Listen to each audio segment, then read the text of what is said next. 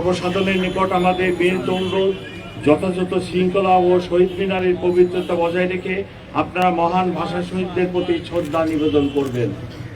প্রিয় সাংবাদিকবৃন্দ, শহীদ মিনারে শ্রদ্ধা নিবেদনের জন্য পলাশীর মোড়, জগন্নাথ হল ক্রসিং, শহীদ মিনার এই রুট অনুসরণ করার জন্য সর্বসাধারণকে অনুরোধ করা হলো। শহীদ মিনারে শ্রদ্ধা নিবেদনের জন্য পলাশীর মোড়, জগন্নাথ হল ক্রসিং, শহীদ মিনার এই রুট অনুসরণের জন্য সর্বসাধারণকে অনুরোধ করা হলো। এর বাইরে অন্য কোনো রাস্তা দিয়ে শহীদ মিনারে প্রবেশ করা যাবে না। শৃঙ্খলা ও নিরাপত্তার স্বার্থে এটি সবাইকে মেনে চলতে হবে। শ্রদ্ধা নিবেদন শেষে শহীদ মিনার থেকে রোমানা ক্রসিং হয়ে দোয়েল চত্বর অথবা চাঙ্কারপুল হয়ে শহীদ মিনার ত্যাগ করা যাবে। মহামান্য রাষ্ট্রপতি, মাননীয় প্রধানমন্ত্রী ও রাষ্ট্রের গুরুত্বপূর্ণ ব্যক্তিবর্গের শ্রদ্ধা নিবেদন রাত আনুমানিক 12:40 দিকে শহীদ মিনার সর্বসাধারণের জন্য উন্মুক্ত করে দেওয়া হবে। ততক্ষণ সকলকে শৃঙ্খলার সাথে ধৈর্য ধারণ করার জন্য বিনীত অনুরোধ করা হলো।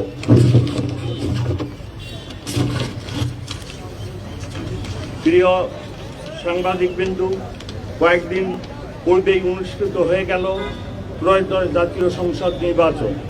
আপনারা দেখেছেন অত্যন্ত সুন্দর এবং সুশৃঙ্খল পরিবেশে জনগণ ভোট কেন্দ্রে এসে ভোটাধিকার প্রয়োগ করেছেন। কোথাও কোনো নিরাপত্তা সংখ্যা ছিল না। অমর 21-এর অনুষ্ঠানেও কোনো নিরাপত্তা সংখ্যা নেই।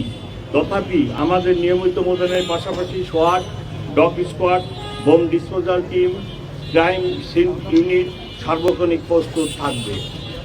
এছাড়া গোয়েন্দা নজরদারি সহ সাইবার মনিটরিংও জোরদার করা হবে। প্রিয় সাংবাদিকবৃন্দ, আপনাদের মাধ্যমে সম্মানিত নগরবাসীর নিকট আমার অনুরোধ, শহীদ মিনারে কেউ কোনো ধরনের ধারালো বস্তু বা দাহ্য পদার্থ বা বিস্ফোরক দ্রব্য নিয়ে আসার চেষ্টা করবেন না। সবাই নির্দিষ্ট রুট অনুসরণ করে শহীদ মিনারে প্রবেশ করবেন এবং নির্দিষ্ট রুট অনুসরণ করে প্রস্থান করবেন। আপনার শ্রদ্ধা নিবেদন শেষ হলে অন্যকে সুযোগ দিন এবং শৃঙ্খলা বজায় রাখুন। প্রিয় উপস্থিতি, নিরাপত্তা ও শৃঙ্খলার স্বার্থে সন্ধ্যার পর থেকে ঢাকা বিশ্ববিদ্যালয় এলাকায় প্রবেশ পথে কিছু ডাইভারশন চালু থাকবে। ঢাকা বিশ্ববিদ্যালয় এলাকায় বসবাসকারী শিক্ষক, ছাত্র, কর্মকর্তা ও কর্মচারীগণ সেসব ট্রাফিক নির্দেশনা অনুসরণ করে আমাদের সহযোগিতা করবেন। আপনাদের সকলকে আন্তরিক ধন্যবাদ ও কৃতজ্ঞতা। আমার বক্তব্যের পরে ট্রাফিক ব্যবস্থা সংক্রান্ত বিষয়ে অতিরিক্ত পুলিশ কমিশনার ট্রাফিক কথা বলবেন।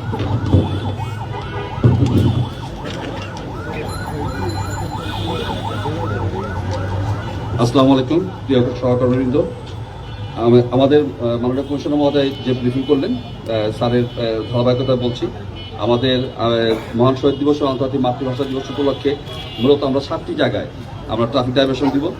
আমাদের Shahbag crossing, Nilkhet crossing, Shahidullah Hall crossing, high court crossing, Chankharpul crossing, Palashi crossing এবং বক্সিবাজার ক্রসিং, এই জায়গাগুলোতে আমাদের ডাইভারশন থাকবে। এবং এই ডাইভারশনের পরে আমরা ওখানে প্রত্যেক ডাইভারশনের আমাদের লোক থাকবে, নির্দেশনা থাকবে যে কোন দিক দিয়ে আমাদের যাওয়া চলাচলটা হবে। আর আমাদের এখানে যারা পায়ে হেঁটে আসবেন তারা পলাশী ক্রসিং হতে ভাস্কর্য ক্রসিং, জগন্নাথ হল ক্রসিং, কেন্দ্রীয় শহীদ মিনার এখানে গিয়ে শ্রদ্ধা নিবেদন করে রোমানা ক্রসিং এবং জল চত্বর ক্রসিং দিয়ে আমাদেরকে অক্টোবর পৌঁছাবে। তো আমরা আশা করি যে আমরা যে ট্রাফিক ব্যবস্থাপনা নিয়েছি গত প্রত্যেকবারের মতো এবারও সবাই আমাদেরকে সহযোগিতা করবেন এবং আমাদের সবার সম্মিলিত সহযোগিতায় আমরা রাষ্ট্রীয় এই অনুষ্ঠানটি অত্যন্ত সুচারুভাবে সম্পন্ন করতে সক্ষম হব। সবাইকে ধন্যবাদ। আসসালামু আলাইকুম।